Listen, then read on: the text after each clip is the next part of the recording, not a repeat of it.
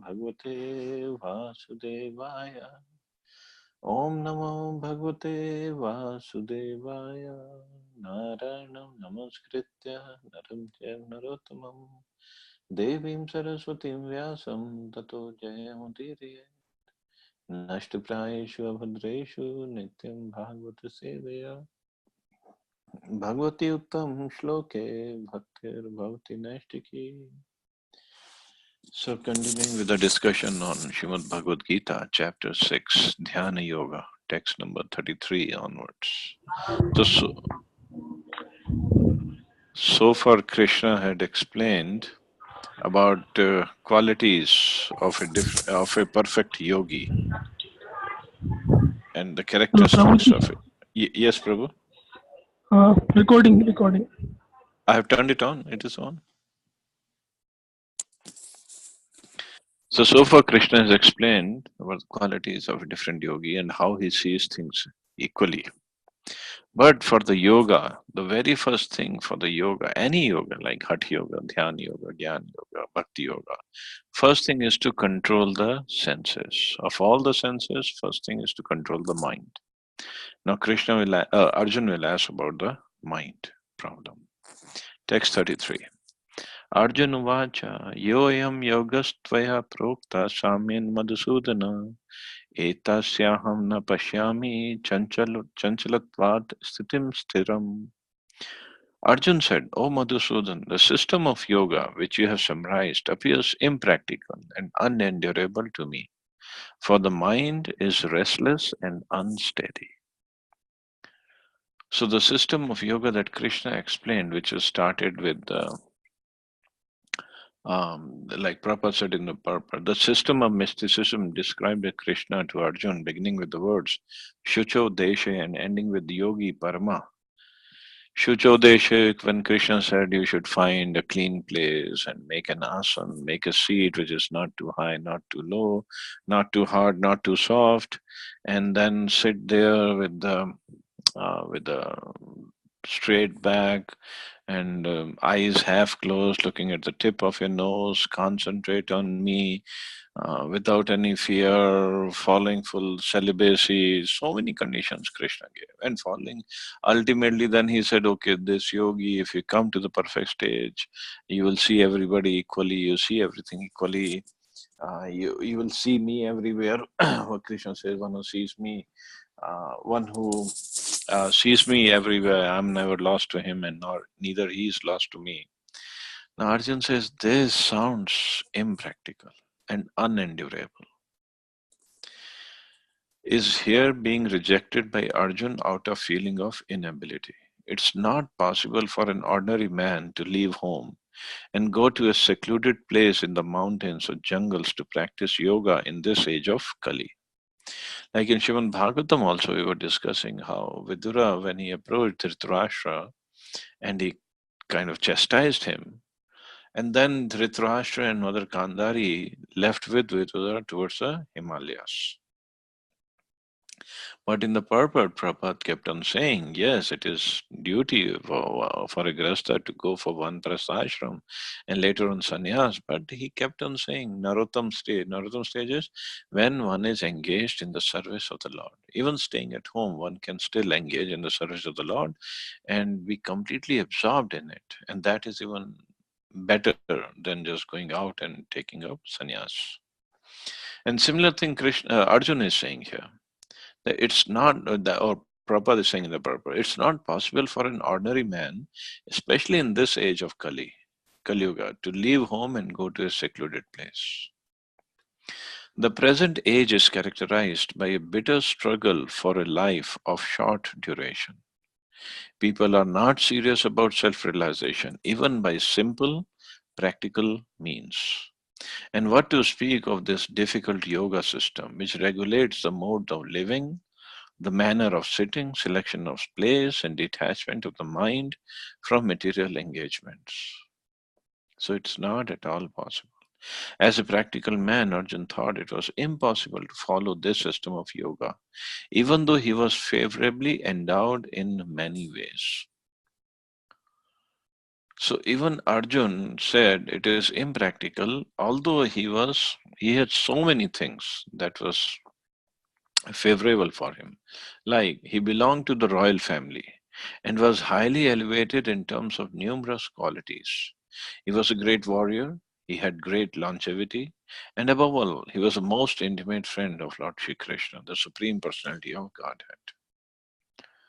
So these are all favorable conditions for Arjun. Arjun didn't have to go out and look for a job and have a job and report to the office boss all the time and then come home driving through rush hour traffic and this and that. And then he thinks he can become a yogi. Not so Arjun didn't have to do all this, but still he said it's impractical. Arjun had much better facilities than we do now, yet he refused to accept this system of yoga. In fact, we do not find any record in history of his practicing it at any time. Therefore, this system must be considered generally impossible in this age of Kali. Of course, it may be possible for some very few rare men, but for the people in general, it is impossible proposal. If this were so 5,000 years ago, then what to then what of the present day? Those who are imitating this yoga system in different so called schools and societies, although complacent, are certainly wasting their time. They're completely in ignorance of the desired goal. And actually, the desired goal, Krishna clearly says in this system of yoga is, he says, make me the center, make me the goal of this yoga system. Means he said, think of me, concentrate on me. But these so-called different schools and societies and the yoga clubs mm, or the yoga gurus, they never teach that you have to concentrate on Krishna. All they say, okay, think of light, you think of some energy, you concentrate on um, just tip of the nose, or you concentrate on Om, whatever different ways they have developed, but they never say, think of Krishna directly. So to begin with, the process becomes wrong, and then it's so difficult. First of all, just to sit down and meditate, it's very difficult. Mind is very, very difficult to control, and this is what Arjun will say now. Text 34. Chanchalam hi manah Krishna pramati balvadridam tasyaham nigraham manye vayurev sudushkaram. Arjun says the mind is restless, turbulent, obstinate, and very strong. O Krishna, and to subdue it, I think is more difficult than controlling the wind. So the qualities of mind that Arjuna is saying, that it is restless, it is turbulent, it is obstinate, and it is very strong. This is how our mind is. Good luck controlling that mind. The mind is so strong and obstinate that it sometimes overcomes the intelligence, although the mind is supposed to be subservient to the intelligence. And Prabhupada is still, I think, very lenient when he says it sometimes overcomes the intelligence. I think most of the times it overcomes the intelligence. It doesn't listen to the intelligence. For a man in the practical world who has to fight so many opposing elements, it's certainly very difficult to control the mind.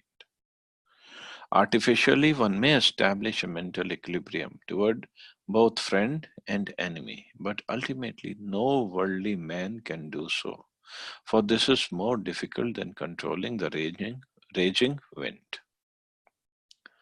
So, artificially, one may establish a mental equilibrium towards both friend and enemy.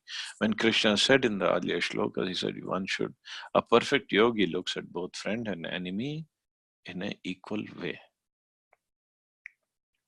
But here Prabhupada is saying, for worldly man to do so, it's more difficult than controlling the raging wind.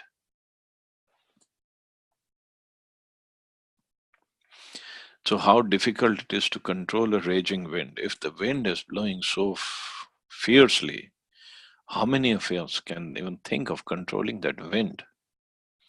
But mind is even more difficult to control. That is mind. In fact, we are sitting here, we are sitting in our homes or wherever we are, and we are trying to listen to the class. But the mind in this time also can go all over the universe and take the whole tour of Brahman and then come back. And we think we are listening. And especially it happens when we are chanting. Definitely the mind goes here and there. Mind goes all over the place, all over the universe, all over our past and present and maybe future planning also goes on in the mind when we are chanting. So this is how difficult mind is to be controlled. In the Vedic literature, it is said, the individual is a passenger in the car of the material body, and the intelligence is the driver. Mind is the driving instrument, and the senses are the horses. The self is thus the enjoyer or sufferer in the association of the mind and senses. So it is understood by great thinkers. So it is, the body is compared to a chariot. So intelligence is the driver, the self or the soul is a passenger, mind is a driving instrument, and the senses are the horses. So if the intelligence is the driver or chariot here, so mind uh, is the rope or the braid that controls the horses, controls the senses, and the passenger is the soul. But just imagine if the intelligence lets that rope which is controlling the horses, he lets it go loose. What will happen to the horses? Will all the horses go straight in the direction the intelligence wants or the soul is desiring? No. Every horse will go here and there. So every sense will go here and there, and mind lets the senses do whatever they want to do, and mind is also focused somewhere else, and it's not listening to the intelligence. So what will happen to the soul? Will it reach the desired destination? No. The chariot will go here and there. Sometimes it will go towards what the eyes want. Sometimes it goes towards what the ears want, what the tongue wants, what this wants, what that wants.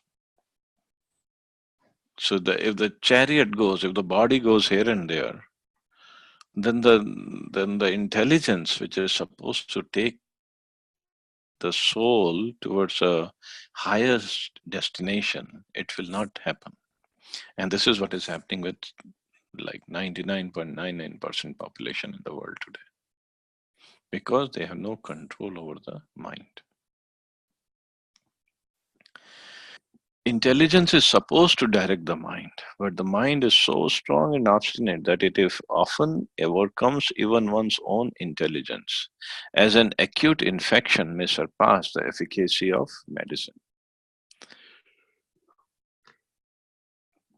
Such a strong mind is supposed to be controlled by the practice of yoga, but such practice is never practical for a worldly person like Arjun. Then what can we say of modern man? The simile used here is appropriate. One cannot capture the blowing wind, and it's even more difficult to capture the turbulent mind. The easiest way to control the mind, as suggested by Lord Chaitanya, is chanting Hare Krishna, the great mantra for deliverance in all humility. And in fact, this is called mantra. Mantra means it has two words, man and tra. Mantrate iti mantra means it delivers the mind. So that is mantra. Man means mind, tra means it delivers it. So, so the mantra is supposed to deliver the mind. Deliver the mind from where? Deliver the mind from all its obstinate, restless qualities, and the quality of not listening to the intelligence, quality of going with its own flow. So it delivers from it. It delivers the mind from there. But that mantra, again, it will not just take the effect on the mind and the other senses and the whole consciousness unless until we chant the mantra properly. It's not like we do just lip service or we do inattentive chanting. We do commit all kinds of offenses while we are chanting. And still we think or we are hoping that the mind will be controlled by this mantra. It will not happen just like that. So mantras are very effective, very, very effective. But we have to chant them properly. We have to really approach, just like Hare Krishna Mahamantra is there. We have to approach in the right mood. We have to approach the chanting of Hare Krishna Mahamantra in the right mood. The mantra, like especially Hare Krishna Mahamantra, it's names of Krishna which are non-different from Krishna himself. Non-different. There is no difference. But now it depends upon how we approach it, how we approach this Hare Krishna Mahamantra. Like Prabhupada said, if when we are chanting Hare Krishna Mahamantra, it happens, it definitely happens. It's not like it's allegorical statement. But he said when we are chanting, Radha and Krishna are dancing on our tongue. Because with that tongue we are chanting this Hare Krishna Mahamantra. Hare is addressing to Radharani, and Krishna, by saying Krishna, we are addressing Krishna. So they both are there. Personally, they are there. But since we have no purification, no realization, no understanding, no eligibility, so we don't see Radha and Krishna in this Hare Krishna Mahamantra. But then again, it's a matter of faith, matter of understanding. That if acharyas are saying it must be so, so if we chant, try to chant attentively, try to chant properly, try to approach Hare Krishna mantra as if we are approaching Radha and Krishna in the temple. And then when we chant properly, in a humble state of mind, with a tolerance, with, uh, with, uh, with so much of not thought of giving respect to ourselves, accepting respect for ourselves, but still giving respect to others. Then we are approaching the Hare Krishna Mahamantra properly. And then when we chant, then when we really honor the chanting of Hare Krishna Mahamantra, it will have the desired effect on us. Then the mantra becomes a great mantra for deliverance. Then our mind will be delivered from all the lower propensities. So this is what Prabhupada is saying. The easiest way to control the mind, as suggested by Lord Chaitanya, is chanting Hare Krishna, the great mantra for deliverance in all humility. The method prescribed is Savai Manah Krishna Padaravindayo. One must engage one's mind fully in Krishna. Only then will there remain no other engagements to agitate the mind. And the mind gets agitated very fast. Very fast. Just like I had told you this incident, what happens with Akbar Maharaj. He was sitting in a mosque trying to read Quran, and this lady runs across, and she bumps into Akbar Maharaj, and then she kept running, she kept going. Akbar got very angry. He sent his soldiers behind that lady, and then they saw this lady had gone to meet a boyfriend. So soldiers caught both of them and they brought them back to Akbar. Akbar asked the lady, "Did you see me sitting down and reading Quran when you kept running and you bumped into me and but still you kept running? You didn't notice anything? And who is this man that you were going to meet anyway?" The lady said, "Well, this man is my boyfriend, so I wanted to meet him." And Akbar got really angry. What? wanted to meet your boyfriend and you bumped into me and disturbed me? Lady said, can I ask you a question? Akbar said, yes. Lady said, you were trying to read Quran, but when I bumped into you, your concentration was disturbed. But my concentration was not disturbed, although I was going to meet my boyfriend, because I don't even remember bumping into you. So that's how mind works. Akbar was trying to concentrate on Quran, reading Quran, but his mind was all over the place. And the lady was concentrating only on meeting her boyfriend, and she was not disturbed at all. This is how mind, one should focus the mind, one should control the mind. Just like when Guru Dronacharya put all the students into test, when he had put this bird in the tree, and when he asked Arjun, what are you seeing? Arjun first said, I am seeing the head of the bird. And finally he said, I'm just seeing the eye of the bird. That's it. I don't see anything else. And this is how focused Arjun was. And even that same Arjun here is telling, mind is so difficult to control. This yoga system is impractical. And when he was little kid with Dronacharya in the Gurukul, he said that thing that I am only seeing the eye of the bird. That's it.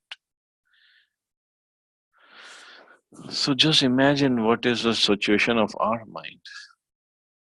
We can't concentrate. No way. Even chanting of Hare Krishna, as I said earlier also, we don't chant Hare Krishna, Krishna Krishna, Hare Hare. What we really chant is Hare Kitna, Kitna, Hare Hare. Means how much we have done and how much is left. We don't chant the holy name, we just finish our rounds. Somehow we finish our rounds. So just the finishing of rounds, and we are expecting Krishna Prema and the perfection of life through that, not gonna happen. Not in many millions of lifetimes, it will not happen.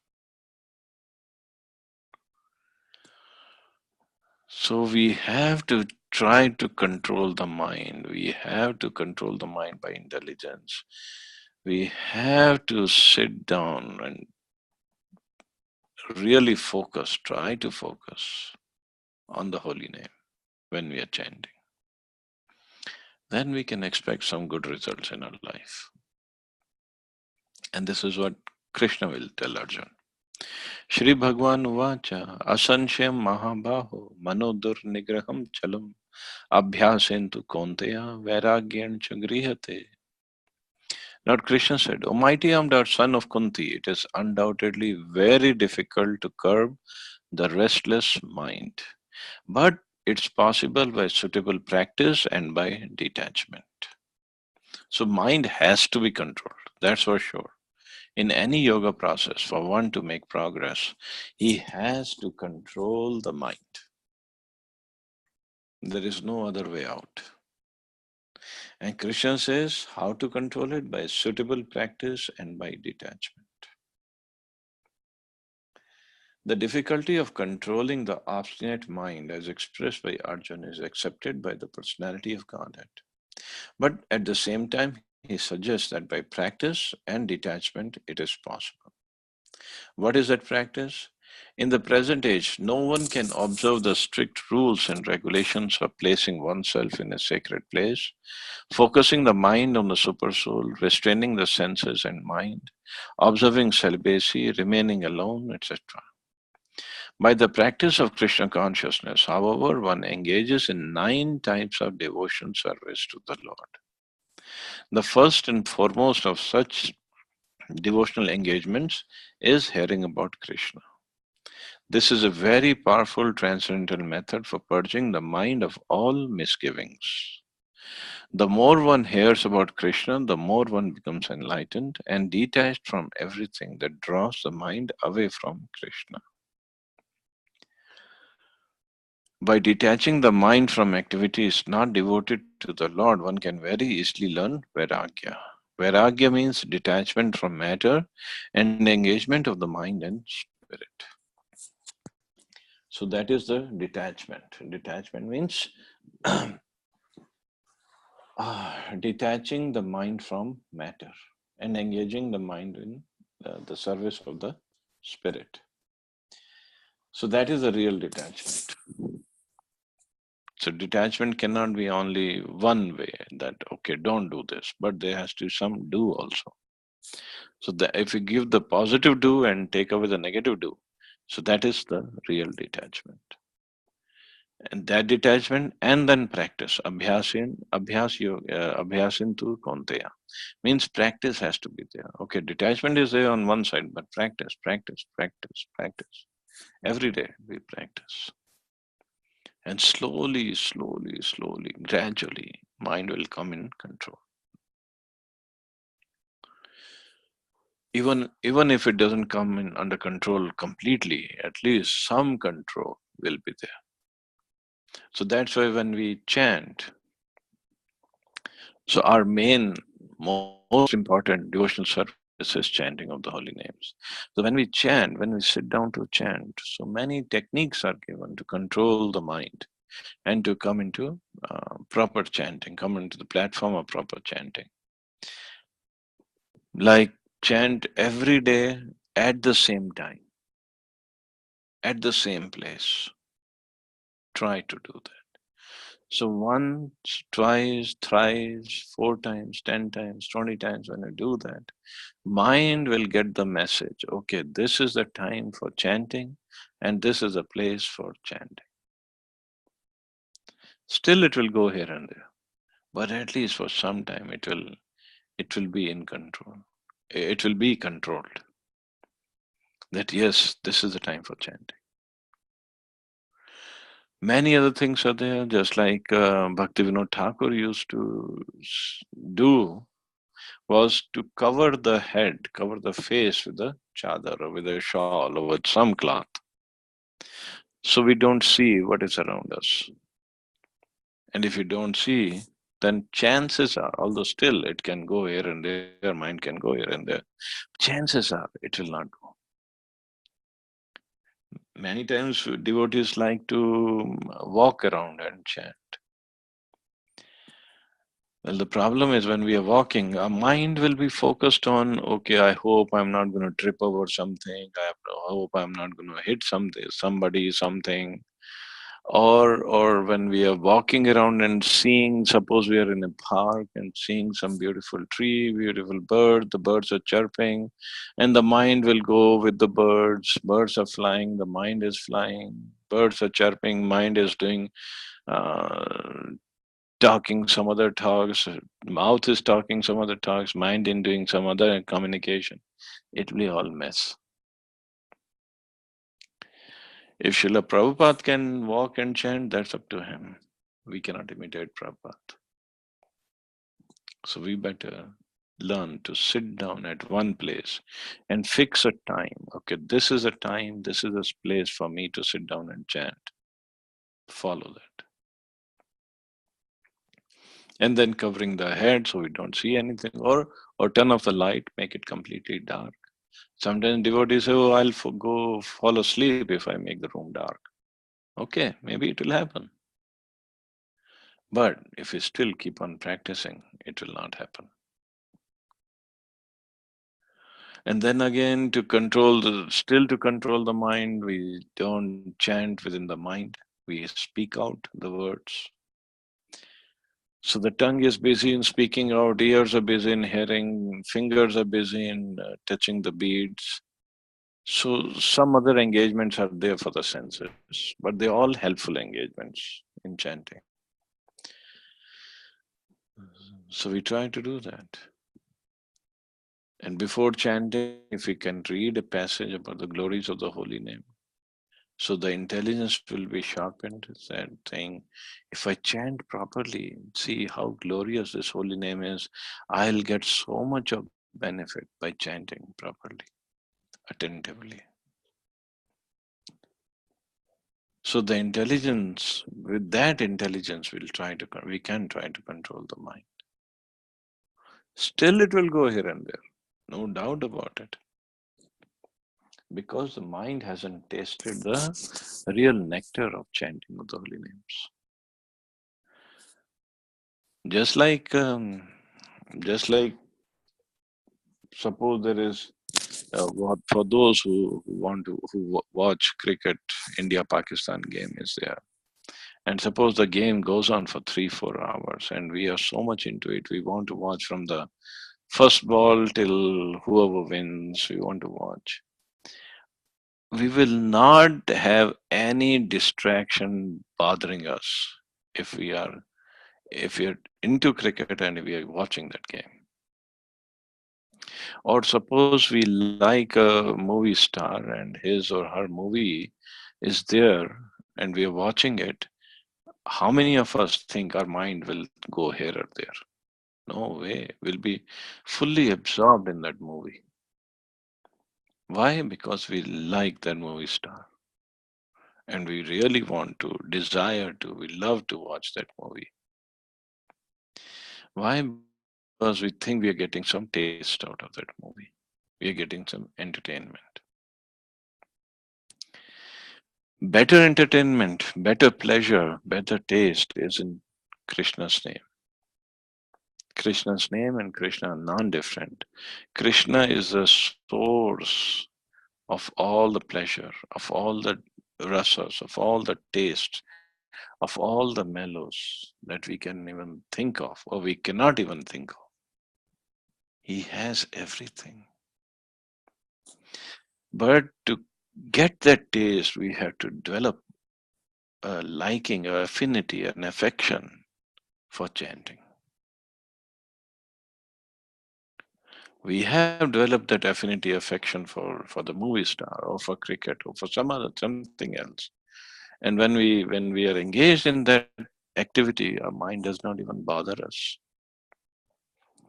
So similar affection we have to develop. It's not there yet, or it is there at the soul level. It is there, but at the bodily level, it's not there yet. At the mental level, it's not there. So we have to develop it.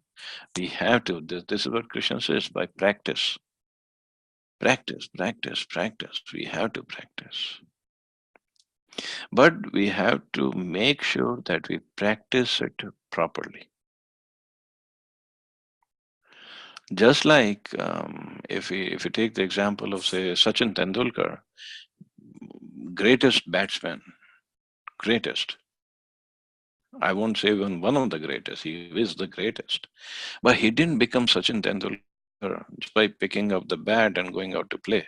No, he practiced the right posture, the right shots, the right reflexes. He kept on practicing the correct, everything perfect. Still, he made mistakes. Obviously, many times he got out in at low score or whatever mistakes he made. Still he made mistakes, but he still went back and practiced the correct shots.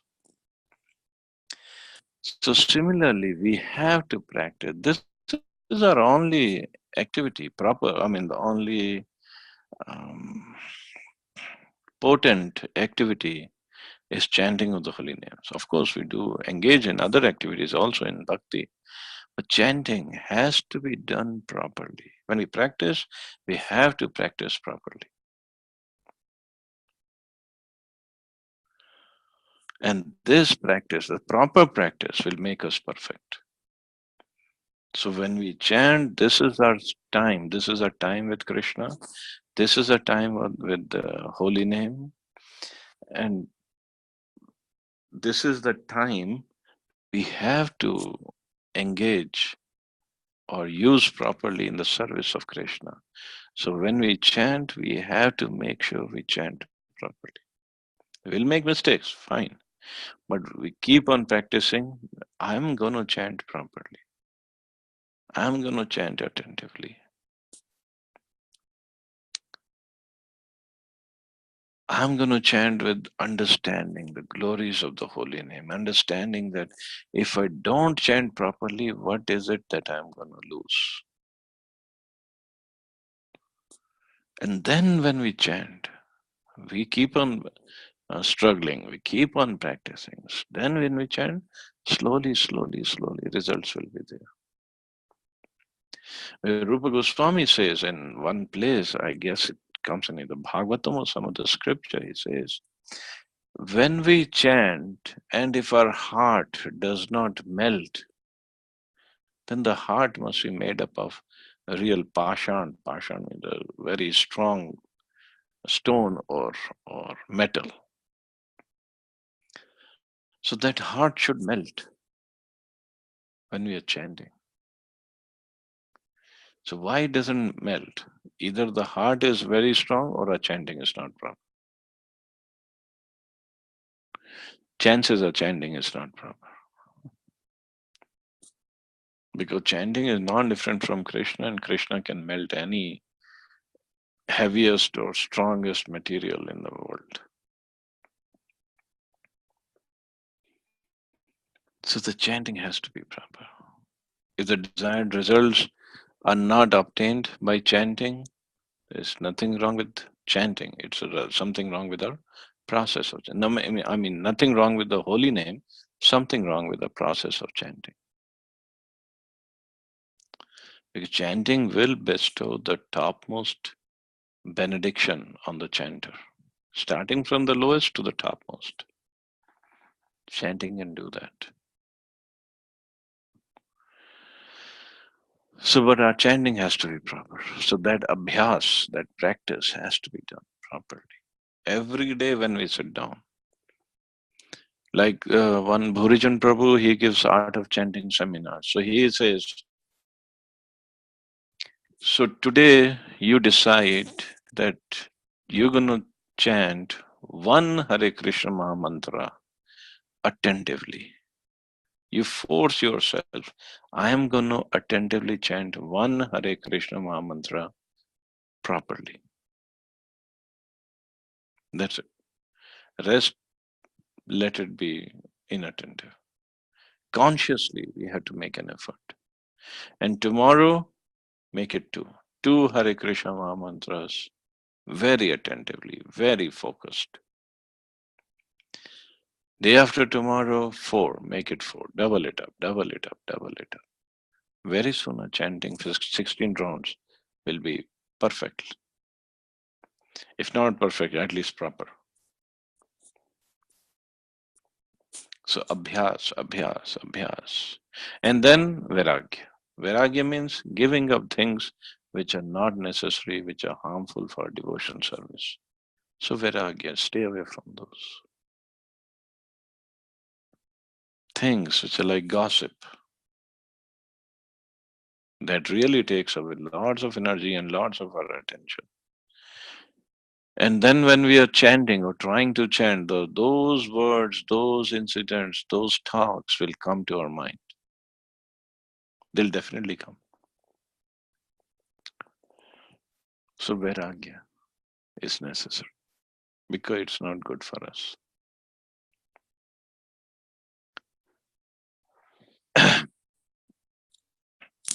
So if we can do this activity properly, chanting, there's no limit that we cannot achieve. Nothing is beyond. Impersonal spiritual detachment is more difficult than attaching the mind to the activities of Krishna. This is practical because by hearing about Krishna, one becomes automatically attached to the Supreme Spirit. This attachment is called Pareshanubhuti, spiritual satisfaction. It's just like the feeling of satisfaction a hungry man has for every morsel of food he eats. The more one eats while hungry, the more one feels satisfaction and strength. Similarly, by discharge or devotional service, one feels transcendental satisfaction as the mind becomes detached from material objectives. It's something like curing a disease by expert treatment and appropriate diet. So hearing of the transcendental activities of Lord Krishna is therefore expert treatment for the mad mind, and eating the foodstuff offered to Krishna is appropriate diet for the suffering patient. This treatment is a process of Krishna consciousness. So we do things which are favorable for bhakti, like eating prasadam, listening to Krishna katha, serving Krishna, or other things that are favorable, and don't do things which are unfavorable. So that is vairagya, and practice, practice, practice every day. Practice. So we try not to just finish our rounds. We try to chant the holy name.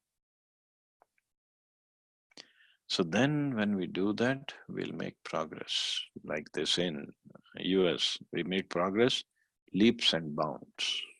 We'll be leaping towards Krishna, jumping towards Krishna, not just walking. Or in our case, not like crawling towards Krishna. So and that is possible. It's not an impossible thing to do. It is possible. Well, we have to make up a mind. We have to be very determined, very focused, very resolved to do it, and we can do it. One can do it.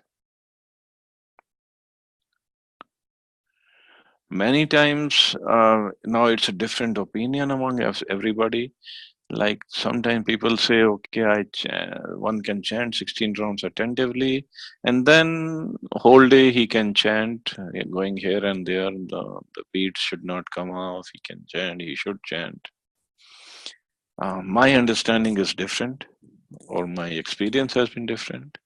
If I chant 16 rounds properly, even that is not proper. And then if I just have my hands in the bead bag and going here and there, then next day my 16 rounds also become like that. It will be like casual chanting. So I mean, that's my personal experience, but maybe somebody has different, they can follow that. So I don't follow. Just having the hand in the bead bag, I don't like it. If I'm going to chant, I'll sit down and chant properly. Otherwise, I will not chant. I can sing for that's a different story, but not on my beats.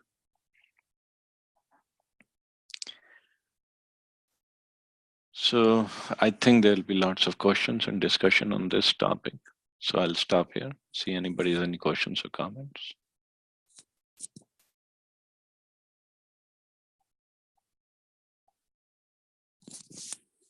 Hare Krishna, Prabhuji. Hare Krishna Mata. Prabhuji, I have a question, but this is not exactly mine. It's of some other devotee. Like, is it I mean, right or wrong if we like can give chocolates to Laddu Gopal? I mean, offer as a prasad. I mean, whatever we eat, we offer that. But if we want to particularly give chocolate, is it right or wrong? The devotee has asked me to ask you and get your consent. So you want to put the ball in my court, huh?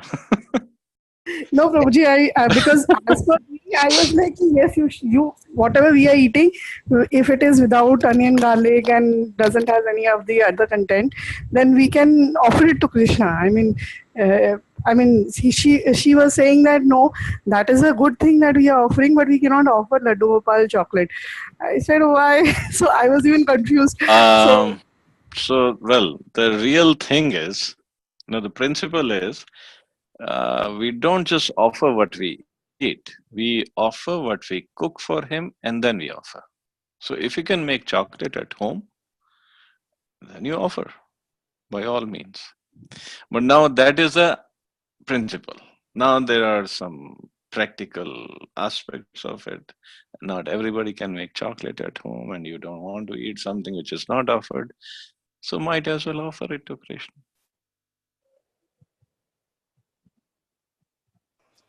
okay, Prabhuji.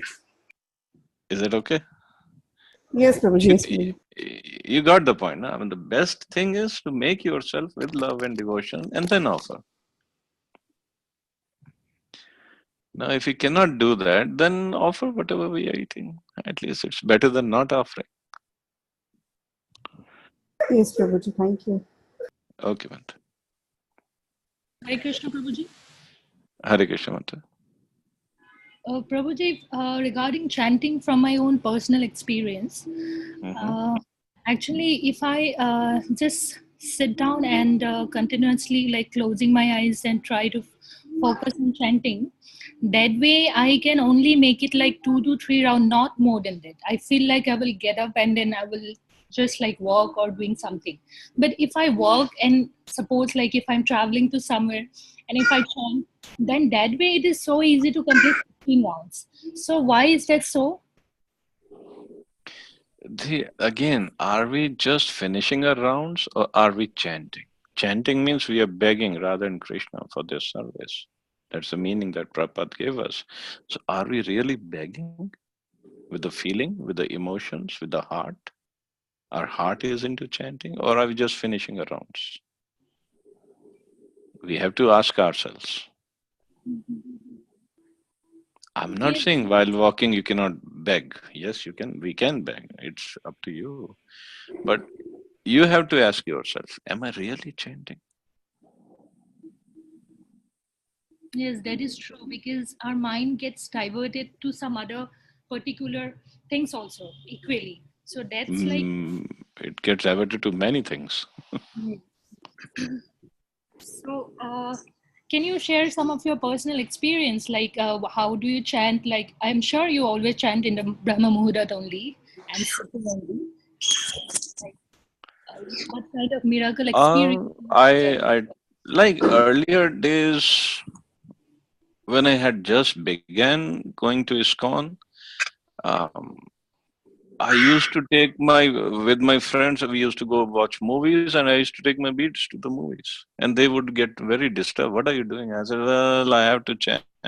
And they would tell me, this is not chanting. You're not chanting and you're not watching movie. What is it? This is in between. So that was completely wrong. Completely wrong. And then sometimes when I used to go to work and I would drive and then beads would be there. And again, it was wrong. You are not concentrating on driving or chanting. So slowly, I mean, after listening, after getting so many instructions on this, then I just get early and chant. Simple as that. It's the most important activity to do. So why not dedicate a particular time for the most important activity in our life, in our day-to-day life? Dedicate. Actually, even same here, I'm just trying to make it a quality round rather than quantity. So there I'm really facing a lot of struggle. Just like 2 to 3 rounds, I can make it. Otherwise, simple things I can simply do it like walking, traveling. But that way, I really do not want to. I mean, I don't feel like that I'm really chanting. I'm just like counting or like just like doing. I have to complete 16 rounds and. So we have to go for both quality and quantity. Quantity because it is the injunction given by Srila Prabhupada. So when we try to go for the quantity of 16 rounds, at least, then we get the mercy of Prabhupada because it's his instruction we are trying to follow. But the quality, it's up to us. We have to try better. Yeah. Prabhuji, Hare Krishna. Just a second. Subbu Prabhu has his mic on for a long time. Yes, Subbu Prabhu. Yeah. You were saying something? Hare Krishna. Sorry, I think I might have switched it on by mistake. Oh, I thought you had some comments. Yeah, I've never. We were brought up chanting Gayatri Mantra because after our Janeyu and all. So I never chanted the Hare Krishna Mahamantra in those days. So it was only Gayatri Mantra. So we were not allowed to chant it walking or doing something else. So it was like always we're supposed to be there sitting. So 1008 was the So 1008 was the standard for a Okay. decent amount of chanting. Say for that will happen once in a month or something like that, but that would be like 1.5 hours of Mhm. proper dedicated sitting at one place, because it tests not only your connect with the God, because your mind should not be diverted, but also your abhyas, as he said, abhyas and vairagya, the 2 points that's mentioned here. So abhyas of sitting also at one place. The more you sit at one place, the more you develop the habit of sitting at one place. Otherwise, probably you'll be shifting your legs here and there. So Mhm. even Mhm. even to practice sitting at one place, you need to be able to do that. But as somebody said, it might be better to chant even otherwise rather than not chanting at all. So my is that while dedicatedly sitting at one place and chanting tries to connect you to the God. Chanting otherwise, say in office or other places, is more to get avoid being distracted by the sense objects. So maybe it's a two different levels of chanting. I don't know. So, but as you rightly said, chanting at sitting at one place, even if it is only very few numbers, it develops a certain amount of dispassion, and it helps you further increasing your ability to sit at one place and chant. That's what I Mhm. think. Yeah, definitely. It's certainly true. And moreover, sitting doesn't mean we have to sit down. If we cannot sit down on floor, just sit on the chair. Nobody's saying no to that. One can sit on the chair and chant. But the idea is concentrate, focus, and that can only happen if you sit down and chant. Not walking around, not lying down. It's not going to happen. So that has been my experience so far. So thank you, Subhabrahma. Yes, Thank you. Vinay Prabhu, you had a हाँ प्रभु comment or question? thank you Hare Krishna Prabhuji. So this was also my experience that morning when I go for a jog in the park, this actually aligns your mind from wrong thinking, or you're just uh, दिमाग का भटक जाना है इधर उधर. Like you were telling that it's just within some fraction of minutes or seconds, it travels all around the universe. So that's what I do. Like it's on the lips when I'm just walking. Just say Hare Krishna, Hare Krishna. That Maha Mantra is up, and it keeps me calm and focused. So, but when I'm doing the puja, obviously that time it's more conscious because you're completely focusing on it. But I think while walking also, it has my experience that it calms you, soothes your mind, and you're more focused. Okay. Not mind here and there. Well, what I'm sorry if I didn't say it right. I try not to chant on my beads while walking or Yes. while driving. Okay. The Same chanting here. on beads, that is different. While walking, we can do kirtan, we can chant. Chanting has to go on every day, every time, 24 hours. But on my beads, which are very sacred, that time with Krishna is personal time, quality time I want to spend. So that I want to keep as a special time. That's all I was trying to say. Otherwise, we should chant all the time. There's nothing wrong. It is actually recommended. But I don't want to minimize my chanting on beads by walking around and then chanting on beads. That's all. But again, that's my personal realization. One doesn't have to follow that. It's my personal thing. I do. Prabhuji, one question arises from here, that bead count and not bead count. So when you're walking, traveling, and you are you're jumping these mantras, will that be also countable? And what is the importance of chanting with a beads while sitting and It you're helps you. It helps one to focus more attentive chanting. One can do. One should do by counting on beats. And moreover, this beat counting it's an injunction by the spiritual master. So when we try to follow his instructions properly, we get more mercy. Chanting anyway has effect. I mean, there's no saying that it won't have the effect, but to have proper effect, but to have more potent effect, more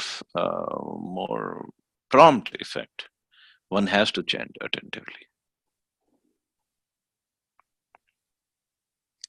So that's what the scriptures say.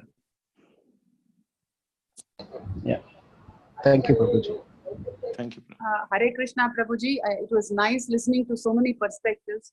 For me, after the 5th round, if I do on the beads, I fall asleep, and that's why it's only 5 I can do in a day at the max. And after that, I do like what just now Vinay Prabhuji said, or Maushmi Mataji was saying. That's what I do. Whenever I walk and all of it, I'm hoping I get Krishna's benevolence with my whatever minimal time that I spend with him. So I do not know. I'm not able to go beyond 5 rounds in a day on the beats. Well, one thing is, like Bhagavatam says, when we engage ourselves in bhakti yoga, especially chanting, our mind becomes calm, becomes very peaceful. So first thing that happens when we become peaceful is we fall asleep. So if you're falling asleep, it's okay. The chanting is having an effect on you. It just when we find pleasure in chanting, when we are getting some taste, then we will not fall asleep. So the how to get the taste is to continue chanting. So again, well, which is good, 5 rounds, which is good. But then again, what I believe, it's a mind coming into picture now. Okay, 5th round done, I have to fall asleep. So you tell the mind, no falling asleep. Instead of walking around, if you're falling asleep, if you're feeling tired, you just get up, stand up and chant. Don't walk around, just stand at one place and chant. Standing, I don't think one will fall asleep. Hopefully not.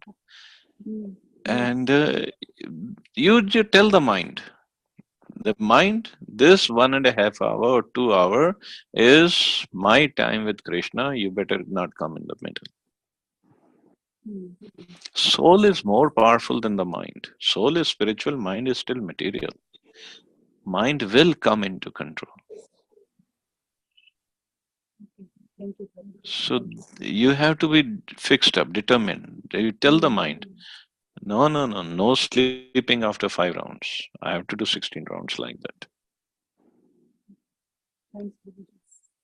So still the mind will go here and there. I'm not saying one day it will come under control, or maybe one lifetime it will come under control. I don't think so. But at least the quality rounds will be there, and we will be more attentive, more focused. That's all we have to do. Is that okay?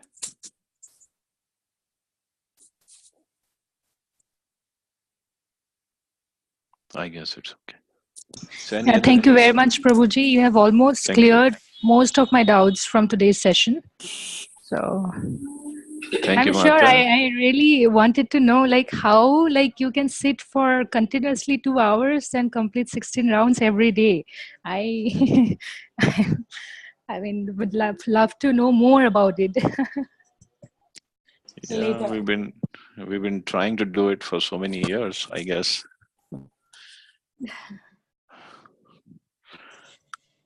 So since you all are going to Noida temples, you can ask Kadam Kanand Maharaj about all this chanting, how to chant attentively, and he will have more insights, more realizations, and I'm pretty sure he can answer better. Sure, Prabhuji. Okay. Thank you very much. Thank you, Mata. So thank you all very much. You all have a wonderful day. Hare Krishna. Thank you, Jai Prabhuji. Shri Prabhupada. Hare Krishna. Hare Krishna, Prabhuji. Thank you so much. Hare Krishna, Prabhuji. Thank you.